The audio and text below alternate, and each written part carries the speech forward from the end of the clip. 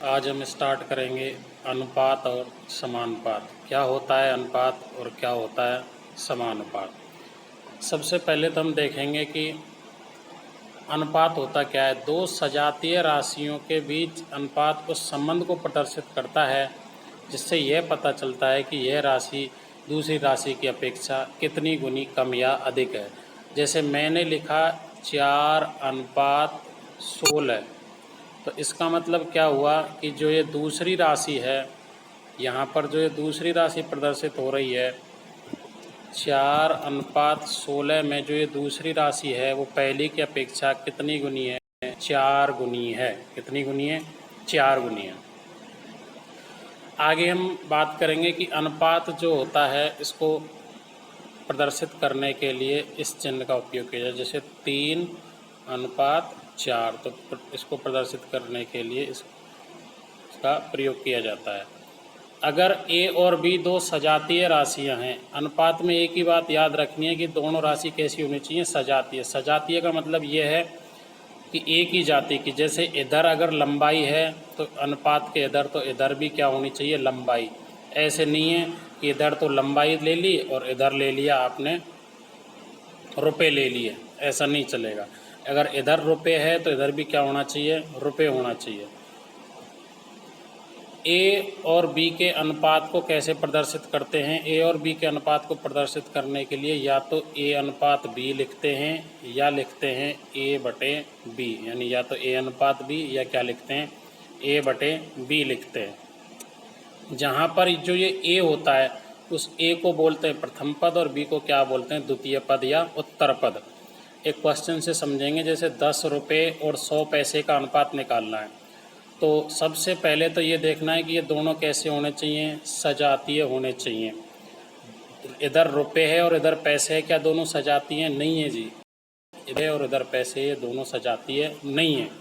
इसके लिए हम क्या करेंगे? पहले इस रुपए को किस में बदलेंगे? पैसे में। हम जानते हैं कि 1 रुपये में 100 पैसे होते हैं, 2 रुपये में 200 पैसे, तो 100 रुपये में 10 गुणा 100, तो 100 रुपये को पहले पैसे में बदलेंगे, कितने हो जाएगा? 1000 अनुपात 10, यानी ये तो हो गया 10 रुपये और ये हो गया 10 पैसे।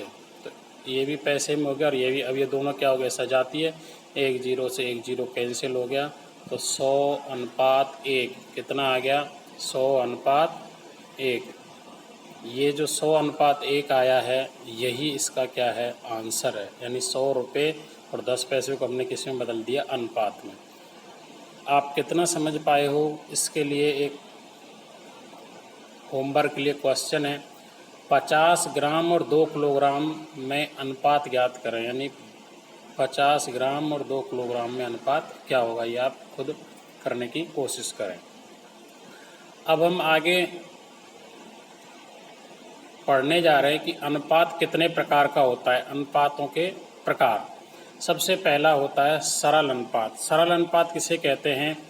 यदि जो हमारा जो अनुपात है, इस अनुपात की दोनों संख्याएं अभाज्य हों। अभाज्य का मतलब उसमें और किसी संख्या का भाग ना जाए। जैसे 2:3, जैसे मैंने लिखा 5:7, जैसे अब मैंने लिख दिया 14:10। क्या ये सरल अनुपात है? नहीं है, क्योंकि इसमें भी 2 का भाग जा रहा है 7 बार और इसमें भी 2 का जा रहा है 5 बार। तो अभी जो 7:5 आया है ये क्या कहलाएगा? सरल अनुपात। सरल का मतलब उसमें आगे किसी भी संख्या से भाग ना जाए। एक होता है मिश्रित अनुपात। क्या होता है? मिश्रित अनुपात। मिश्रित अनुपात का मतलब है कि अगर मान लो ए और बी दो, ए और बी अनुपात, एक तो ये अनुपात है और सी और डी ये दूसरा अनुपात है। इन दोनों का जो मिश्रित अनुपात होगा वो क्या होगा? ए सी अनुपात बी डी, मतलब पहले का पहले से गुणा और दूसरे का दूसरे से गुणा। इसको हम क्या कहते हैं? मिश्रित अनुपात या संयोजित अनुपात। आगे एक होता है विलोम अनुपात। नाम से ही पता चल रहा है विलोम। जैसे A:B, इसका विलोम क्या होगा? B:A। जैसे 5:7, इसका विलोम क्या होगा? 7:5। यानी पहले को दूसरा और दूसरे को पहला कर देते हैं। एक होता है वर्गानुपात। नाम से पता चल रहा है वर्ग प्लस अनुपात। जैसे ए अनुपात बी, इसका वर्गानुपात निकालना है तो दोनों का क्या कर दो वर्ग, ए स्क्वायर अनुपात बी स्क्वायर।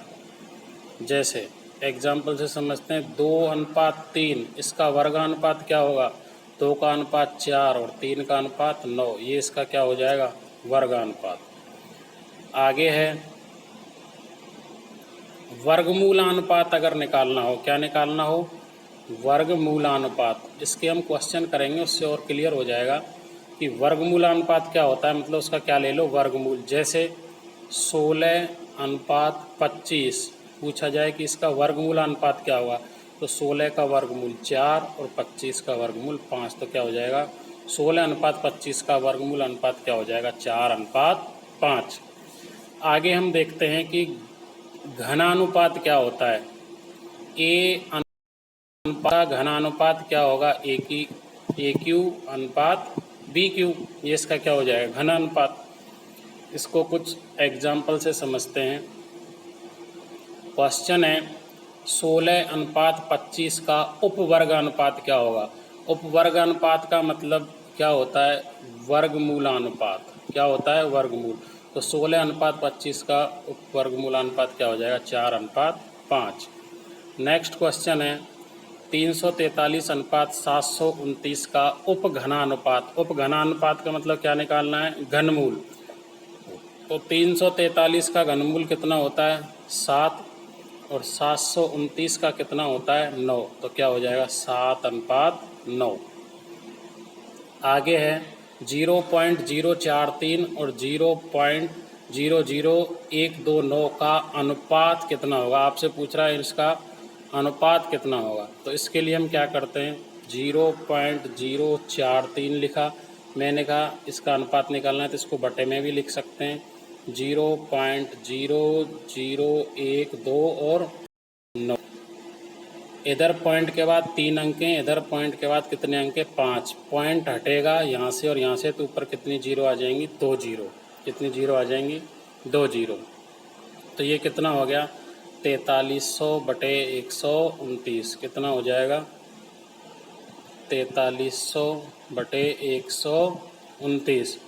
अब मैंने कहा था कि हमेशा आंसर लिखने के लिए आपको क्या करना पड़ेगा, हमेशा आंसर लिखने के लिए आपको इसको सरल अनुपात में बदलना पड़ेगा। किस में बदलना पड़ेगा सरल अनुपात में। तो सरल अनुपात में जब आप बदलोगे इसको तो ये 43 से कट जाएगा 100 बार और ये 43 से कट जाएगा 3 बार, कितना आ जाएगा 100:3। यही आपका क्या हो जाएगा आंसर। आगे है 2 की घात 1.5 अनुपात 2 की घात 0.5 का अनुपात निम्न में से किसके बराबर है, ये क्वेश्चन है। इसको हम सॉल्व करेंगे तो 2 की घात 1.5, जैसे यहाँ पर इसको सॉल्व भी किया गया है, 2 की घात 1.5 बटे 2 की घात 0.5 लिख सकते हैं। हम जानते हैं 1.5 का मतलब होता है 3/2। कैसे होता है, पॉइंट हटाया तो नीचे कितना आ जाएगा 10, 5 से कट गया 3, 5 से कट गया 2 बार, यानी 1.5। 1.5 का मतलब 3/2 ही तो होता है। 2 की घात इसको क्या लिख सकते हैं 3/2। इधर लिखा हुआ है 2 की घात 0.5 और 0.5 का मतलब क्या होता है 1/2, तो इसको हमने क्या लिख दिया 2 की घात 1/2। अब सुनो इधर यहाँ पर है 2 की घात, अब यहाँ पर आ गया 2 की घात 3/2, इसको क्या लिख सकते हैं 2 की घात 3 और 1/2 का मतलब क्या होता है वर्गमूल। अगर आपने वर्गमूल का चैप्टर नहीं पढ़ा है तो पीछे वीडियो में जाके सर्च कर लेना। तो ये हो जाएगा 2 की घात 3 और इधर है 2 की घात 1/2, तो 1/2 का मतलब क्या होता है रूट। तो 2 की घात 3 पर रूट बटे √2। 2 की घात 3 का मतलब कितना होता है 8, तो √8 बटे √2 कितना आ जाएगा √4 और √4 का मतलब कितना होता है 2 और बटे में 1, तो इसका आंसर कितना हो जाएगा 2:1। आगे है 2 वर्गों की भुजाओं का अनुपात 3:4 है तो उनके क्षेत्रफलों का अनुपात क्या होगा।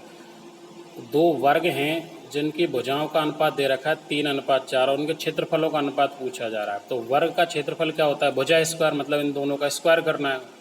तो इसने डायरेक्ट ना डायरेक्ट ये नहीं कहा है कि वर्गमूल अनुपात निकालो, आपको इनडायरेक्टली बोल दिया था, आप तो समझ गए। तो अगर भुजाओं का अनुपात 3:4 है तो क्षेत्रफल क्या होता है भुजाओं का स्क्वायर, तो 3 का स्क्वायर 9 और 4 का स्क्वायर कितना हो जाएगा 16। तो आंसर कितना हो जाएगा 9:16। आगे है क्वेश्चन 14:17 का वर्ग अनुपात क्या होगा। सीधा सीधा करना है, 14 का वर्ग अनुपात 17 का वर्ग। जब आप 14 का वर्ग करोगे तो कितना आ जाएगा 196 और 17 का करोगे 289। तो ऑप्शन नंबर पहला इसका क्या हो जाएगा करेक्ट हो जाएगा। आगे ये तो बात हुई किसकी अनुपात की। अब हम बात करेंगे कि समानुपात क्या होता है, यानी प्रोपोर्शनल क्या होता है। समानुपात जैसा कि नाम से ही पता चल रहा है, ये जो समानुपात है ये किससे समानुपात किससे मिलकर बना है, समानुपात मिलकर बना है सम प्लस अनुपात से। और सम का मतलब होता है समान। कहने का मतलब अगर मैथमेटिकल टर्म में इसको देखें तो जब दो अनुपात एक दूसरे के बराबर हों तो उसे क्या कहेंगे समान अनुपात कहेंगे। और समान अनुपात के लिए इस प्रकार का चिन्ह प्रयोग में लाया जाएगा। जैसे मान लो कहीं पर लिखा हुआ है 5:7 बराबर है 10:14 के, तो इधर का अनुपात और इधर का अनुपात दोनों अनुपात क्या है समान। क्यों है, क्योंकि 2 से काटेंगे 10 को कितना आ जाएगा 5 और इसको काटेंगे कितना आ जाएगा 7, दोनों बराबर हैं। लेकिन इस प्रकार लिखे हुए 5:7 बराबर है 10:14 के, तो इसको हम क्या लिखेंगे 5:7 समान अनुपात का चिन्ह लगाएंगे 10:14। इस प्रकार इसको लिखा जाता है। लिखने के बाद इसकी जो खास बात है वो खास बात ये है आपको याद रखनी है, बहुत इम्पोर्टेंट है कि इसके बाह्य पदों का गुणनफल बराबर होता है मध्य पदों के गुणनफल के। जैसे हमने अभी लिखा था 5:7, अभी जो हमने लिखा था यहाँ पर लिखा हुआ है 5:7 समानुपात 10:14। तो क्या ये बराबर इस बात को फॉलो करता है, ये देखते हैं। बाह्य पद 5 और 14 बाहर वाले हैं, तो 5 × 14 कितना आएगा। और मध्य के पद मध्य 7 और 10 मध्य के पद हैं, तो 7 × 10 भी कितना आएगा 70। अगर ऐसा है बाह्य पदों का गुणनफल बराबर है मध्य पदों के गुणनफल के, तब ही वो किस में होगा समान अनुपात में, अन्यथा कदापि समान अनुपात में नहीं होगा। अब हम पढ़ेंगे कि समान अनुपात के कितने प्रकार होते हैं। समान अनुपात के प्रकार, पहला होता है वित्तानुपाती। कौन सा वित्तानुपाती।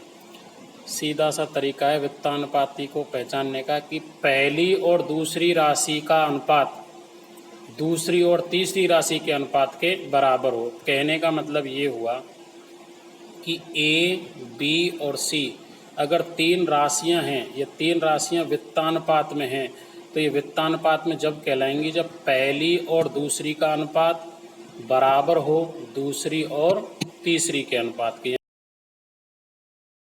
यानी ए सी के। और बराबर के लिए हम क्या यूज कर देते हैं समान अनुपात। अगर पहली और दूसरी का अनुपात बराबर है दूसरी और तीसरी के, तो उसको हम क्या कहते हैं वित्तानुपाती। इससे संबंधित कुछ इम्पोर्टेंट रिजल्ट हैं, वो रिजल्ट आपको अच्छी तरह से सुनने हैं। पहला होता है मध्यानुपाती। कि मध्यानुपाती क्या होता है, जैसे इसको एक एग्जाम्पल से समझते हैं। 3 और 27 का मध्यानुपाती निकालना है, किसका 3 का और 27 का मध्यानुपाती। मध्यानुपाती निकालने के लिए क्या करते हैं, पहली संख्या 3 लिखी, अनुपात मध्यानुपाती यानी मध्य का x समानुपात x अनुपात 27। मध्यानुपाती निकालने के लिए क्या करते हैं, बीच में 2 बार x लिखते हैं और यहाँ पर क्या आ जाएगा समानुपात। अब मैंने बताया था कि बाह्य पदों का गुणनफल बराबर मध्य पदों के गुणनफल के, तो मध्य पदों का गुणनफल x × x क्या हो जाएगा x² बराबर बाह्य पद 3 × 27 से 3 × 27, तो x² बराबर 81 आ जाएगा। x बराबर कितना आ जाएगा 9। तो 3 और जो 27 है इसका मध्यानुपाती कितना आ जाएगा 9। अब यहाँ पर इससे रिलेटेड कैसा भी क्वेश्चन बने मध्यानुपात से संबंधित, केवल संख्या चेंज होगी। यहाँ मैंने 3 और 27 समझाया, हो सकता है वहाँ कुछ और आ जाए, लेकिन करने का तरीका मध्यानुपाती निकालने का यही रहेगा। आगे हम बात करते हैं तृतीयानुपाती क्या होता है। तृतीयानुपाती होता है जैसे 4 और 8 का तृतीयानुपाती निकालते हैं। ध्यान रखना, मध्यानुपात और तृतीयानुपात में कंफ्यूज मत हो जाना। इन दोनों में दो दो ही संख्याएं आएंगी। चतुर्थ अनुपात में तो अपने आप पहचान लो क्योंकि 3 संख्याएं आएंगी, लेकिन मध्यानुपात और तृतीयानुपात में केवल 2 ही संख्याएं आएंगी। जैसे 4 और 8 है, इसका तृतीयानुपात निकालना है तो आपको क्या करना है, 4:8। अब इस 8 को ही वापस लिख देना है और अनुपात x। क्या ये बात आई समझ में? 4 और 8 का क्या निकालना था, तृतीय अनुपात। तो 4 और 8 का तृतीय अनुपात निकालने के लिए 4:8 समान अनुपात 8 को वापस से लिख दिया और ये क्या हो गया, x। अब वापस से हमने बताया था मध्य पदों का गुणनफल 8 और 8 का गुणा कितना हो जाएगा, 64, बराबर होता है बाह्य पदों के गुणनफल के बराबर 4x। 4 से कट गया 16 बार, तो x का मान कितना आ गया, 16। तो इस प्रकार हम क्या निकालते हैं, तृतीय अनुपाती। अब हम देखते हैं चतुर्थ अनुपाती क्या होता है। चतुर्थ अनुपाती निकालने के लिए सीधी सी बात है, 3 संख्याएं दे रखी होंगी। जैसे 10, 20 और 30 का अगर चतुर्थ अनुपाती निकालना है तो सीधा सा है 10:20 समान अनुपात 30:x। चौथे नंबर पर चतुर्थ अनुपाती निकालेंगे। अंदर वाले पदों का गुणनफल 20 का गुणा 30 से किया 600, अनुपात बाह्य पदों का गुणनफल 10 का गुणा 1 से किया 10x। 10 से कट गया 60 बार, x का मान कितना आ गया, 60। वीडियो को पॉज करके बैक करके आसानी से समझ लेना इनको। फिर भी समझ में नहीं आ रहे हैं, जल्दीबाजी लग रही है, तो आगे इसके क्वेश्चन दे रखे हैं, उन प्रश्नों को सॉल्व करेंगे तब आसानी से समझ में आएगा। आगे हम बात करते हैं, समान अनुपात के प्रकार चल रहे थे, इसमें अगला आता है अनुलोमानुपाती, जिसको डायरेक्ट प्रोपोर्शनल भी बोलते हैं। अनुलोमानुपाती का मतलब है कि अगर एक संख्या बढ़े, एक राशि बढ़े तो दूसरी राशि भी क्या होनी चाहिए, बढ़नी चाहिए। अगर एक राशि घटे तो दूसरी राशि भी क्या होनी चाहिए, घटनी होनी चाहिए। अगर ऐसा है तो वो किस में कहलाएंगे, अनुलोम अनुपात में कहलाएंगे। जैसे यदि एक राशि के बढ़ने या घटने पर दूसरी राशि उसी अनुपात में बढ़ती है या घटती है। जैसे 5 किलोग्राम आलू का मूल्य 100 रुपये है, तो 5 किलो आलू का मूल्य कितना है, 100 रुपये। अब मैं पूछूं 15 किलो आलू का मूल्य, अगर मैंने वजन बढ़ा दिया, किलोग्राम से बढ़ा दिया, तो इधर रुपये भी क्या हो जाएंगे, बढ़ जाएंगे। अगर मैं निकालूंगा तो 15 किलोग्राम का मान, आलू का मूल्य 100 रुपये से क्या आएगा, अधिक आएगा। यानी कि अगर मैंने 5 को बढ़ाकर 15 कर दिया तो इधर 100 को बढ़ाकर भी कुछ ना कुछ क्या आएगा, इसका रिजल्ट आएगा। वो रिजल्ट कैसे निकालते हैं, वो तो सीधा सा तरीका है, आगे हम पढ़ेंगे कैसे निकालते हैं। अभी तो आपको केवल प्रकार ही चल रहे हैं। एक होता है विलोम अनुपात, inverse proportional, inversely proportional. Inversely proportional नाम से पता चल रहा है, अगर एक राशि बढ़ेगी तो दूसरी राशि घटेगी और एक राशि घटेगी दूसरी राशि बढ़ेगी। जैसे एक राशि के बढ़ने या घटने पर दूसरी राशि उसी अनुपात में बढ़ती या घटती है। ध्यान रखना, एक राशि के बढ़ने पर दूसरी राशि घटती है और दूसरी राशि के घटने पर एक राशि क्या होती है, बढ़ती है। जैसे एक मान लो 7 आदमी किसी खेत को 28 दिन में काटते हैं। 7 आदमी किसी खेत को कितने दिन में काटते हैं, 28 दिन में। अब मैंने आदमियों की संख्या बढ़ा दी, 7 से कितनी कर दी, 14 कर दी। क्या अब उस खेत को काटने में ज़्यादा दिन लगेंगे या कम लगेंगे? मैंने तो आदमियों की संख्या बढ़ा दी। आप कहोगे कि सर पहले अगर 7 आदमी 28 दिन में काट रहे थे तो अब तो और कम दिन में काट देंगे। मतलब एक संख्या के बढ़ने पर दूसरी संख्या क्या हो रही, घट रही है।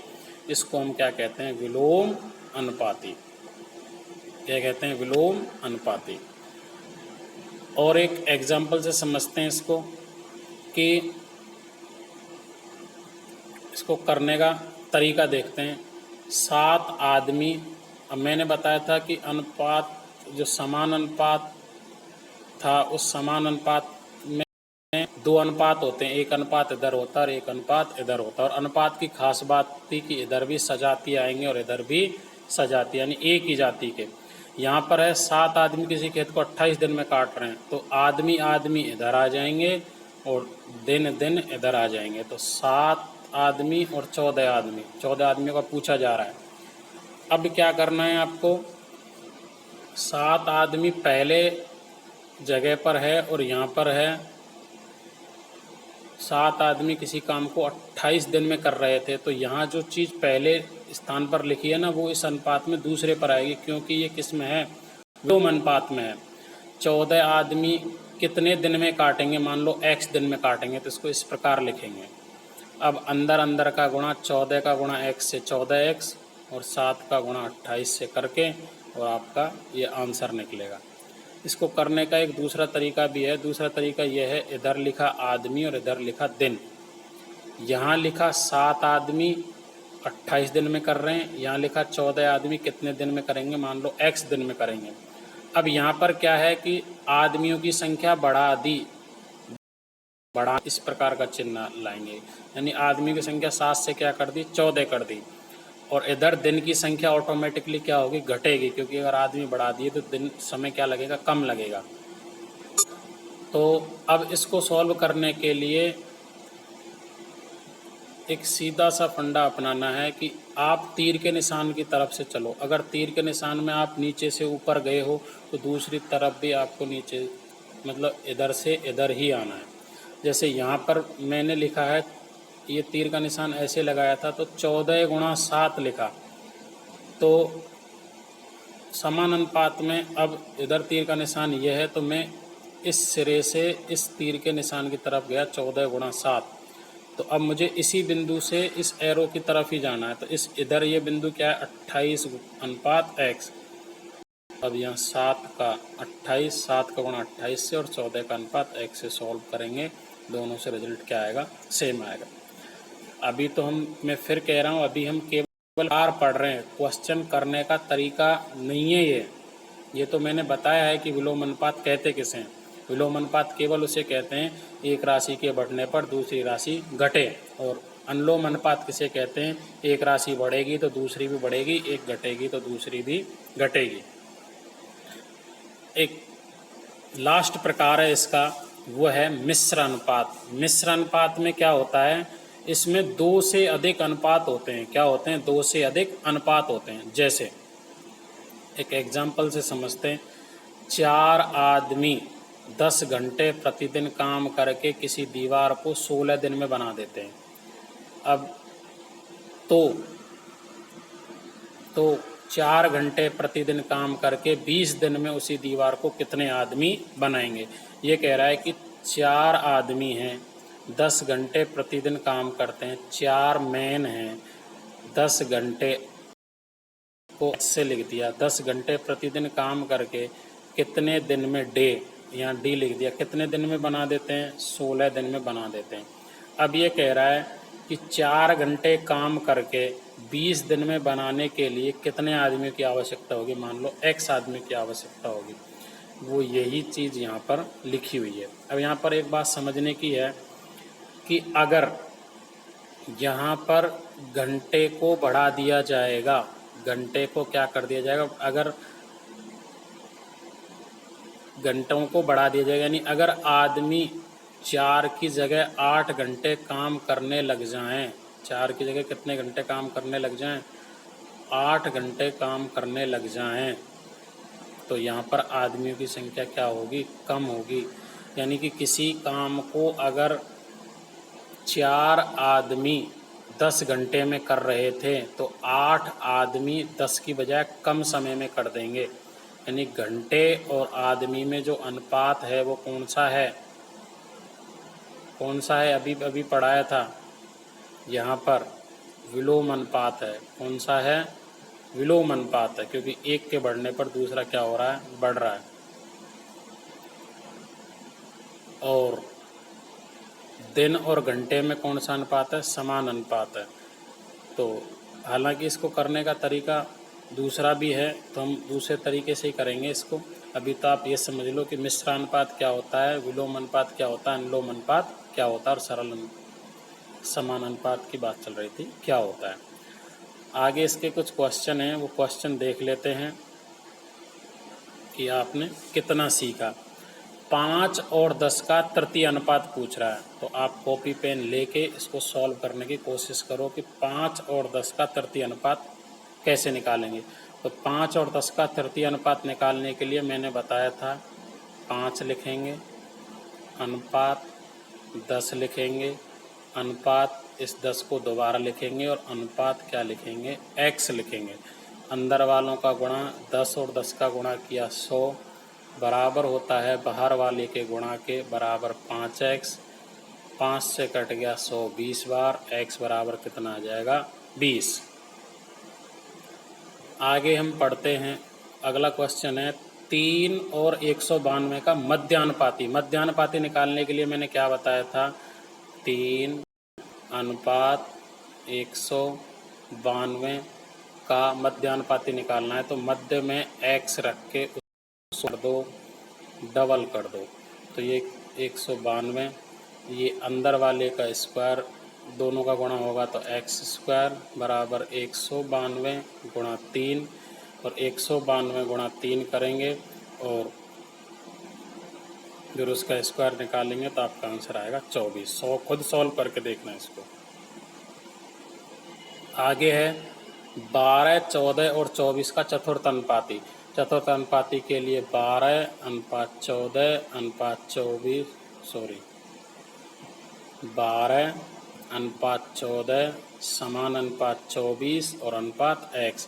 अंदर अंदर वालों का गुणा 14 गुणा 24 करना और 12 गुणा x करना और फिर x का मान निकाल के देखना। तो यहाँ क्या आ जाएगा 14 गुणा 24 और यहाँ आ जाएगा 12 गुणा x। x का मान निकालने के लिए 12 से कट जाएगा 24 दो बार, x बराबर कितना आ गया 14 गुणा 2 कितना आ गया 28। आगे है 0.02 और 0.32 का मध्य निकालना है। तो सीधा सा मध्यानुपाती निकालने के लिए 0.02 अनुपात x समान अनुपात x अनुपात 0.32। अंदर अंदर का गुणा x का गुणा x से किया तो क्या हो जाएगा x स्क्वायर बराबर इन दोनों का गुणा किया 32 का गुणा 2 से किया 64। डरना नहीं है, पॉइंट के बाद कितने अंक है 2 और इधर कितने अंक है 2, तो पॉइंट के बाद कितने अंक होने चाहिए 4, तो यहाँ 2 ही अंक हैं, इधर क्या लगा दी 2 0 और ये कितना हो गया 0.0064। एक्स स्क्वायर बराबर 0.0064 है।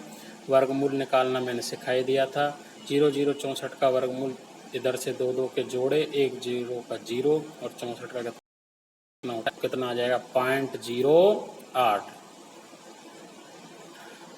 आगे है 8 और 13 का तृतीय अनुपात का मान क्या होगा। तृतीय अनुपात में बता ही चुका हूँ, सॉल्व करके देखना। आगे क्वेश्चन है किसी अनुपात के दो पदों को उलट देने पर नया अनुपात प्राप्त होता है। किसी अनुपात के दो पदों को उलट देने पर नया अनुपात प्राप्त होता है। इस अनुपात को क्या कहते हैं, विलोम अनुपात। अभी बताया था 3 अनुपात 4 है, इसका विलोम अनुपात क्या होगा 4 अनुपात 3, यानी अंकों को क्या कर दिया उलट दिया। पहले वाले को दूसरे स्थान पर, दूसरे वाले को पहले स्थान पर लिख दिया। ऐसे समान अनुपात जिसमें 2 या 2 से अधिक अनुपात हों उसे हम क्या कहते हैं, मिश्र समानुपात। अभी पढ़ाया था। आगे क्वेश्चन है 12/21 अनुपात x बराबर 15 अनुपात। तो क्या करना है, सीधा सा अंदर अंदर का गुणा 15 का गुणा x से 15x बराबर बाहर बाहर का गुणा 12/21 गुणा 3 बटे कितना है यहाँ पर 3/7। तो 3 से कट गया 7 बार, 5 से कट गया 3 से कट गया 5 बार और 3 से कट गया 4 बार। जब आप इसको सॉल्व करोगे तो आपका आंसर आएगा 4/245। सॉल्व करके देखना, तरीका समझ में आ गया कैसे करना है। आगे है 8 अनुपात 25 समान अनुपात 56 अनुपात x। इसका मान निकालना है। तो एक ही काम करना है, 25 और 56 का गुणा 25 गुणा 56, क्योंकि अंदर अंदर वालों का गुणा बराबर बाहर बाहर का गुणा। बाहर है 8 और यहाँ है x, 8 गुणा x क्या हो जाएगा 8x 8 से कट जाएगा 56 7 बार, तो x बराबर क्या आ जाएगा 25 गुणा 7, और 25 गुणा 7 करेंगे तो कितना होता है 175, इसका आंसर आ जाएगा। आगे है 1.2 अनुपात 3.9 समानुपात 2 अनुपात x, इसको कैसे करेंगे? सेम कहानी, अंदर अंदर का गुणा, यानी 3.9 का गुणा किससे? 2 से, बराबर बाहर बाहर का गुणा 1.2 का गुणा किससे? x से, पॉइंट से हट गया पॉइंट, और इसको सॉल्व करके देखना, इजी है। यहाँ पर इसको सॉल्व भी कर रखा है इस तरीके से। आगे आज का लास्ट क्वेश्चन देखते हैं, फिर हम इसमें टाइप वाइज क्वेश्चन पढ़ेंगे। ये बेसिक है इसका अनुपात और समान अनुपात का, इसको हम 4 टाइपों में कंप्लीट करेंगे। अनुपात और समान अनुपात से संबंधित 4 प्रकार के क्वेश्चन होते हैं, चारों प्रकारों को हम पढ़ने की कोशिश करेंगे। आज का ये लास्ट है।